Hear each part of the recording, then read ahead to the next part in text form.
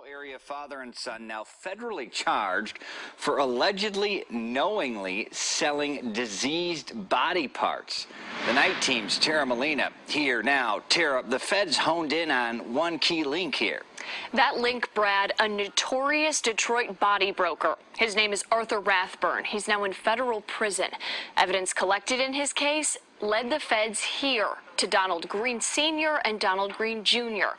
We first broke this story in 2015. It's a story of precious cargo and broken promises that donated bodies would go to medical research. Promises allegedly made by Donald Green Sr. and his namesake, the father-son duo behind the now shuttered Biological Resource Center of Illinois. Those broken promises, detailed here, led the FBI to the center more than 4 years ago. That bodies and body parts weren't donated at all, but in some cases, sold on the black market. Per a search warrant, a mother told her son's tissues would be donated to colleges and research centers. Instead, parts of him sold for $5,000. It goes on. Bodies known to have HIV, sepsis, and hepatitis kept on ice, then sold.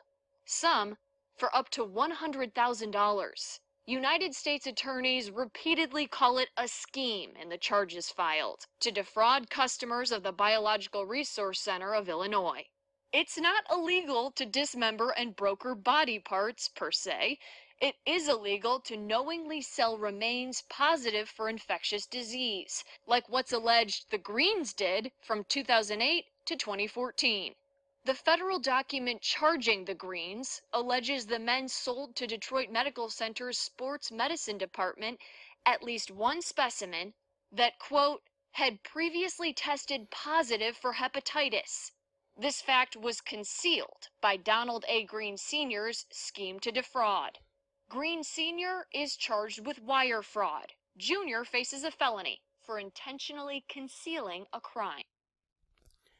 Okay, so I was just tagged in this post on Twitter, and when I saw it, I knew I had to talk about it because, one, it happened in Chicago, and I can't help but think that these body parts that they were selling most likely could have belonged to that of black people. Now, I'm not going to say that every last body belonged to black people, but I wouldn't be surprised. And it also reminded me of a story that came out in 2014 where also in Chicago there was this abandoned warehouse, I believe it was, or maybe it was an abandoned prison, I'm not sure, but it was a big facility that was vacant, and there were a lot of body parts in there, and lamestream media did everything possible to keep that story under wraps. I mean, it's out there now. If you go out there and look for it, you can find it online, but they tried their best to bury it. And ironically, it says that they were running this scheme from 2008 to 2014. They just happened to get caught the following year. And the story is just now coming to light now in 2019. Now that I think they feel like they properly charged them.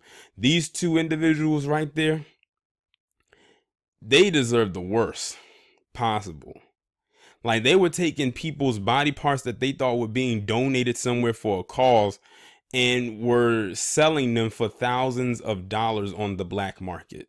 And some of these bodies were to people who were not in good health, meaning they had diseases and illnesses, meaning they probably weren't that good. Because usually you would want a healthy body. That's why I couldn't put myself down as an organ donor. I couldn't do it. But I do feel bad for those families who thought that their loved ones' organs and whatever they felt was being donated to science or for research purposes, only turn around to find out that their loved ones' organs and body parts never made it to where they intended, and they were being sold on the black market for thousands of dollars. Like, you heard one of them right here said, one of them who was tested positive for HIV and some other diseases, there's body parts sold for $100,000. So it seems like the more intense the illness or more intense the disease, the more it's sold for. That just sounds sick. Like, and it just has cannibalistic nature written all over it. And these two right here, a father and son duo, as they called them, were a part of that scheme. And it happened in Chicago. Now, this is the stuff right here that former Mayor Rahm Emanuel should have been looking at. But no, he's too busy, got his nose up Jussie Smollett's ass about whatever. Now, I don't know if he was the mayor back then or whatnot, but I know Laquan McDonald had got murdered right around the time this was about to blow up. So he got murdered, what was it, maybe 2014, somewhere around that time, 2013. And Rahm Emanuel was the mayor at the time. So that means this was still going on. He didn't think to investigate this. Of course he didn't, because that wasn't on his quote unquote radar. But then again, what really is? But this is some sad and sick ass shit.